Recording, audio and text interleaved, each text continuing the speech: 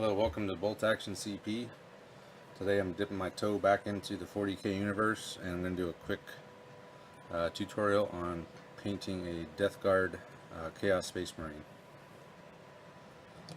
I've played 40K years ago, got rid of everything once 6th and 7th edition rolled around, but now that the new rules are out, I'm back in. Bought the starter set, comes with a ton of models. I wanted to get these Death Guard done, so I've looked around online and I found some pretty quick ways to paint them that look really good, and that's what I've been doing. So these are the ones that I've finished. Actually, I finished more than this, but just as examples of what I'm going for. It's the white bone color scheme.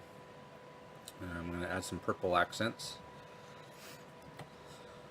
So I'm going to be using washes on this. Probably 80% of the model will be done with washes, and that makes it go very fast. So I'll go ahead and get started. So the first thing you notice I've done, I painted, based it in white. So the first thing I'm going to do is get the Agrax Earthshade wash, and I'm going to go over all the armor. You want to be careful not to get onto the cloak or anything that you want to paint to use a different color wash on. It's better to avoid that. So any tentacles, cloth, the stuff you're going to paint with paint metal over, it doesn't matter too much, like the edge of the armor. But any kind of cloth or tentacles, that type of stuff you want to avoid with the Agrax. So I'm going to go with 2 coats of the Agrax over the armor.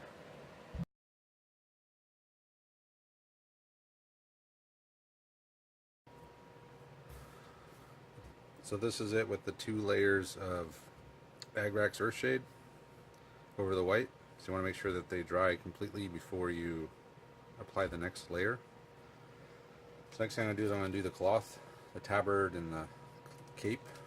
I'm going to be using this Druchii Violet color on it. So I'm going to do 1 coat of this to start with.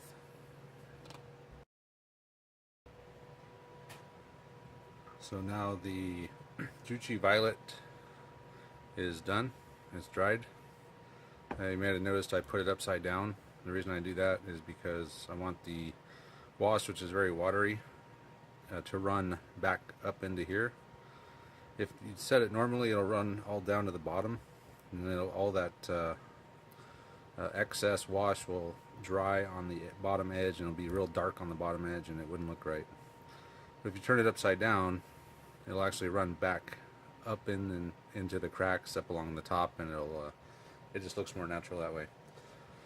So now what I'm going to do is I'm going to take some Pallid Witch Flesh and a soft dry brush, and I'm going to dry brush the whole thing. And the reason I did the purple now is because I want that dry brush to hit the edges on this on the purple cloth as well. And then when that's done, I'm going to do another layer of the purple wash over it to blend the white from the Pallid Witch Flesh dry brush in with the rest of it and just make it purple a little bit darker.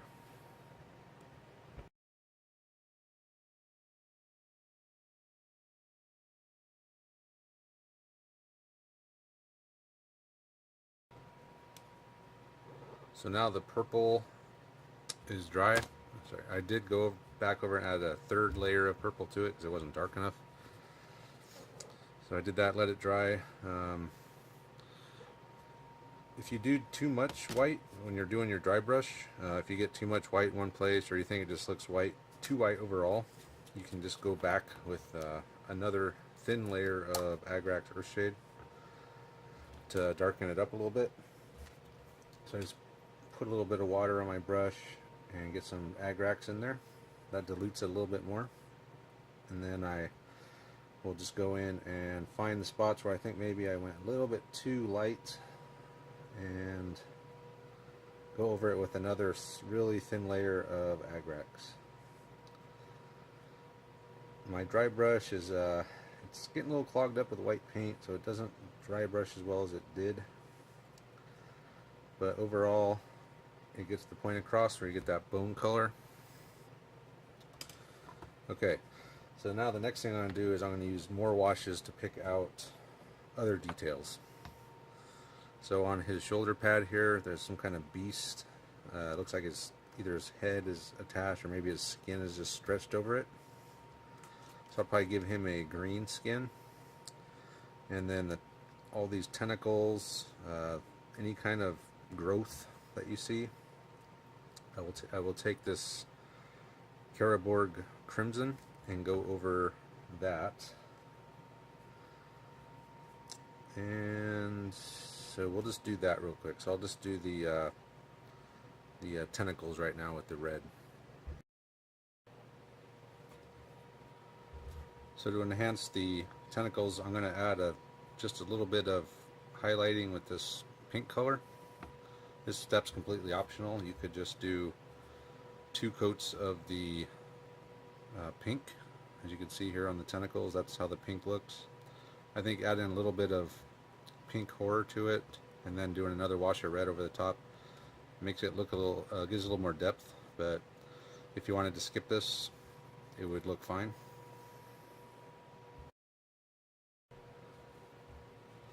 So I've added the pink and I went over with the red again. Another thing I forgot to mention, these little pustules and boils. I take a little dab of pallid witch flesh and just dot the center of them. These are kind of like a whitehead, pimple-ish look.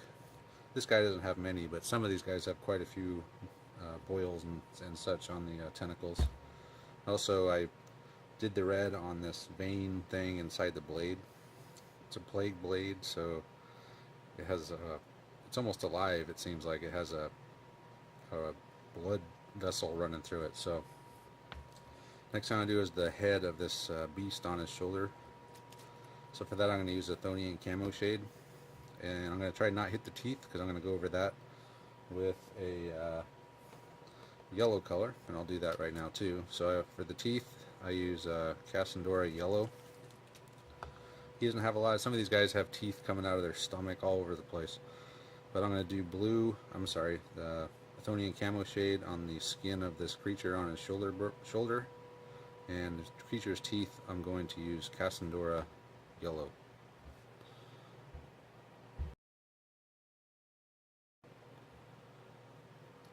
The green is done for the creature skin. That's about 3 shades of the Chthonian camo shade. Chthonian camo shade's a little bit a darker green. There's a brighter green called Beetle Tan Green that I'm not really using. I just got it, so I've done most of my stuff with the Chthonian, so I'm kind of sticking with that for now. But for this kind of skin, I think the Chthonian looks good. It's not real bright, and you can see the yellow teeth. So that's almost it for the washes. The last thing I'm going to do is I'm going to do the horns and the antlers.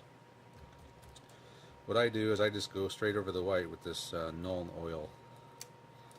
You could also paint the bones and antlers a bone color, and then go over it with Agrax. And I would do that. I've done most of mine already this way though, so I'm just going to stick with it. It looks decent. I think it would probably look better with the bone and Agrax, but I'm just going to stick with what I've been doing. So I'm just going to take Nuln oil and go over the antlers and the bone, or whatever these things are sticking out over them, and then put them upside down and let them dry. And I'll probably do 2 coats of Nuln oil. Okay, so that's it for the wash portion of the model.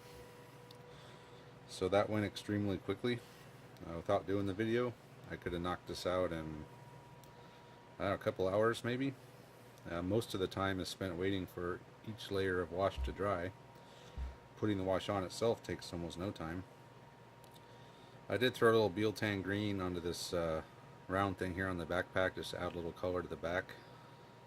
So that's what the Beetle Tan green looks like. It's a lot brighter green than the Chthonian camo shade I used for the creature's skin there.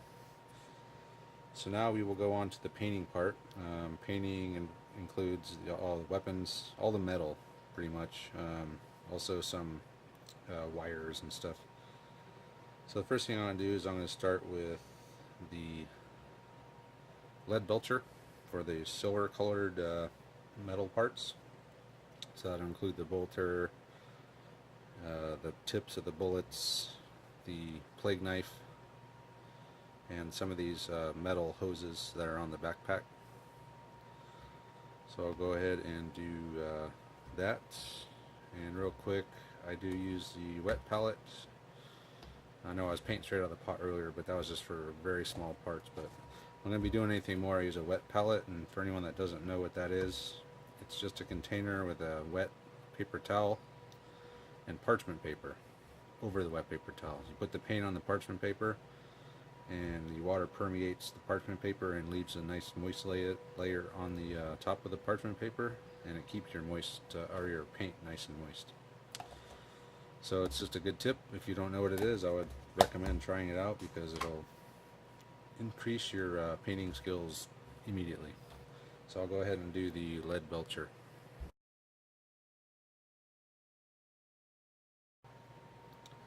That's it for the lead belcher. So next thing I'm going to do is the gold trim. And I'll start with Balthazar gold. So that's going to be the shoulder pads, edging, any kind of edging on the armor, this little icon here, and there's some edging I could do on the bolter. That's entirely optional. A lot of this depends on how much time you want to put into this.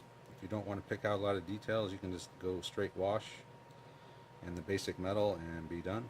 But if you want to spend more time and pick out little details like these edgings on the bolter with gold, you could do that. It makes it look nicer, obviously, the more highlights and detail you put into it, but it really depends on what you're going for. So I'm going to start now with Balthazar gold.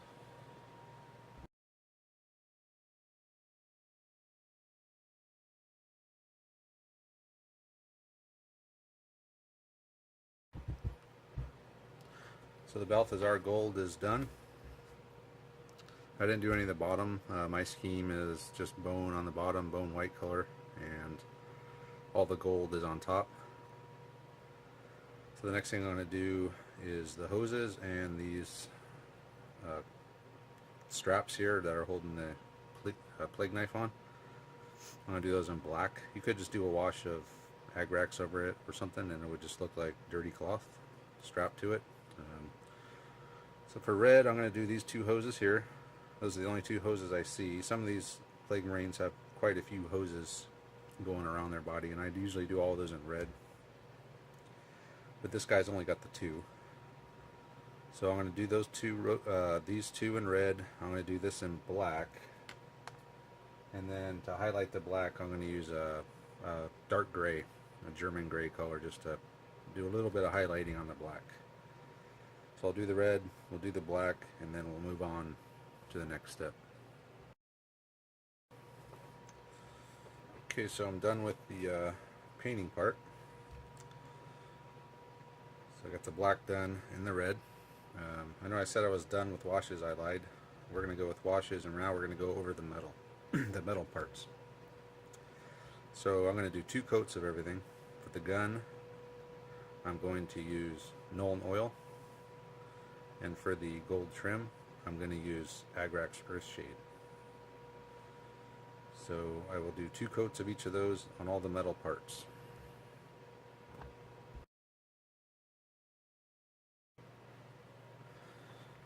Okay, so all the washes on the metal parts is dry now. So now I'm going to go through and do an edge highlighting. For the silver metal, I'm just going to go back over it with the lead belcher. Edges on the edges, and then for the gold I'm going to do a edge highlight of this Auric Armor Gold color.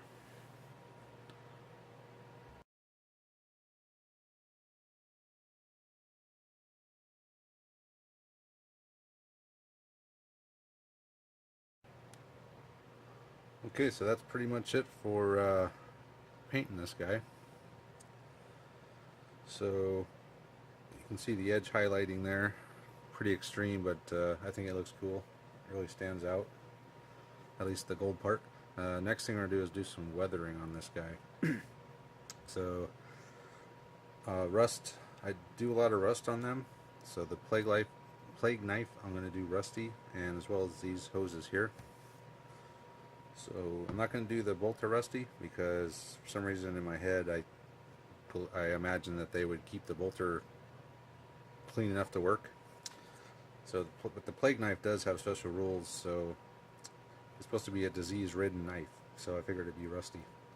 So first thing I'm going to do is I'm going to use some of this Vallejo rust texture, and I'm going to stipple it on to the knife. And then after that, I'm going to take some of this just rust powder, put a little bit of water with it, and then stipple that over this. And then you can do it multiple times. You can go back again with the Vallejo, and back again with this, and it's, as you do it, it builds up and rust texture, and it looks like a really rusty, just piece of crap blade. So I'm going to do those things. I'm not going to do any weathering on that, and that's really all the rust stuff that I'm going to do. So after that, we'll do one more step of weathering. We'll do the rust right now.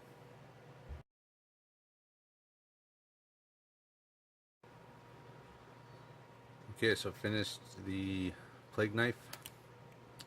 So there it is. I added a edge of lead belcher just to make it look like it's still sharp, even though it's plaguey and rusty. So that's all there is. I did do the little chainsaw here as well. So the next thing I'm going to do, is the last step for the painting, is to add some streaks, some grime and streaks on the armor. So for that I use this Vallejo streaking grime. It's kind of it's got a greenish tint to it. But what I'll do is I'll just get my brush and I'll just lightly, with the fine tip, drop down with the streaking grime from bolts, anywhere where I think that there might be grime collecting that collects enough to run down the armor. These pitted armor holes like this, I fill those in with the streaking grime, and then I'll drag down from those. He doesn't have too many, he's only got the 2. So the rest of it will just be coming from bolts, rivets, down anywhere that I think there might be streaking grime running down the armor. So I'll go ahead and get that part knocked out.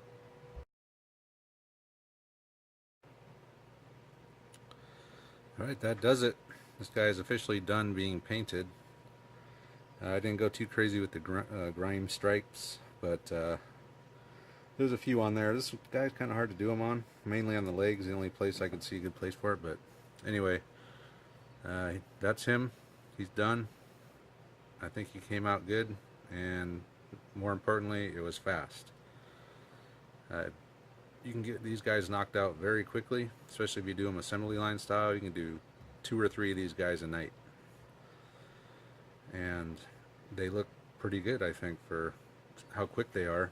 When I first got this set, I was kind of worried about how was I going to paint all of these Marines and all these poxwalkers, and then I saw these videos online about using washes, and I said, that's it, I'm going to give it a try, and I did it, and over the course of time I kind of perfected it.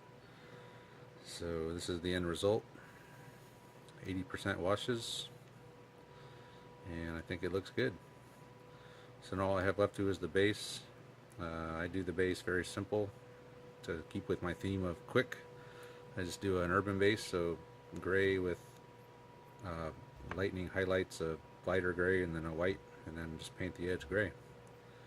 Real quick, easy, and I will do that, and then I'll do a little showcase on all of the Marines I've done so far.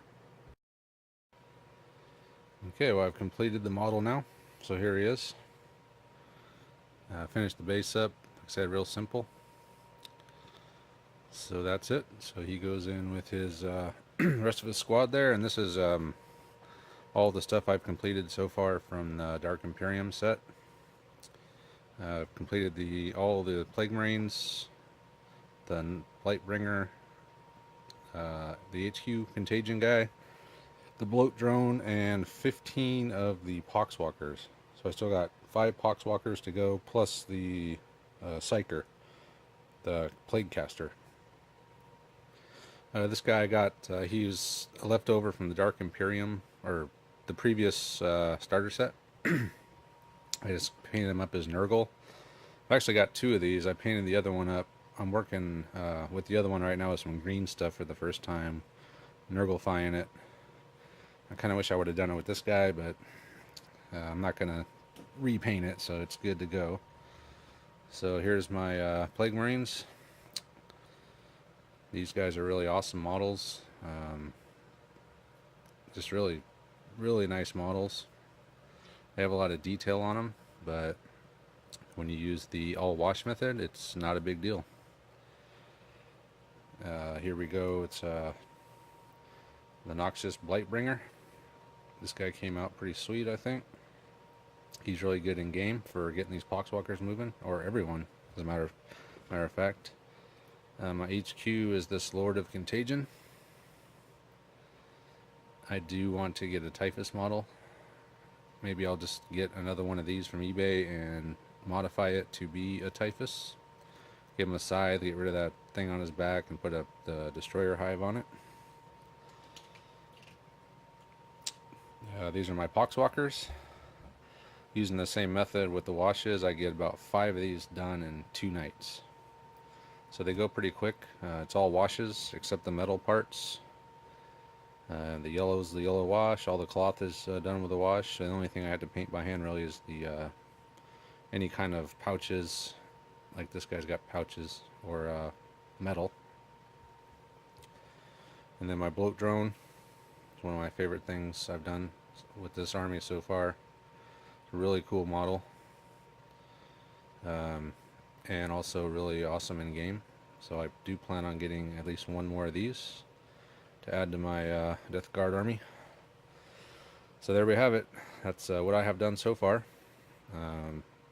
Once I get done with the rest of this and my other Hellbrute, I might, I think, maybe get some rhinos, Predator, some vehicles. I need some vehicles. So anyway, hopefully someone found this tutorial helpful, and if you're looking to get a Death Guard army painted up quickly in this scheme, I think it would help. So thanks for watching, and we'll see you next time.